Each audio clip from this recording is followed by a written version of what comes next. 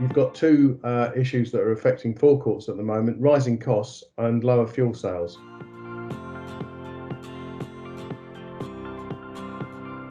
The biggest challenge that I had was in autumn last year, when we were trying to obviously work with the government and our members through the fuel crisis. And we were working very closely with BEIS and the Department of Transport to try and give them our members' side of the story, to ensure that fuel was delivered on time and that we could manage the extra demand that was put on our members.